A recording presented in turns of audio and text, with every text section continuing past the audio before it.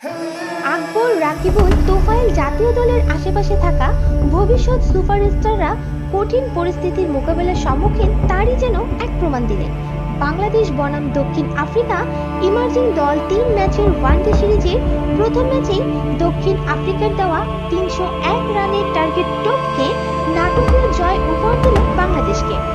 বাংলাদেশের কড়া জবাবে শেষটায় ছড়ায় রোমাঞ্চ ও উত্তেজনা।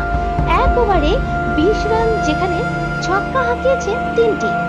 ৪৯তম ওভারে রাকিবুল ইসলাম টানা ২টি এবং তোফায়েল হাসান একটি ছক্কায় ম্যাচ থেকে বের হয়ে আসে, যেখানে শেষ ৬ বলে ৭ রানের প্রয়োজন স্বাগতিকদের। শ্বাসরুদ্ধ লড়াইয়ের শেষটাই ছিল চরম নাটকীয়তা।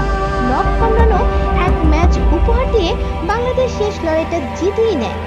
২ বল আগে বাংলাদেশকে জয়ের বন্দরে পৌঁছে দেন তোফায়েল আহমেদ ও রাকিবুল হাসান।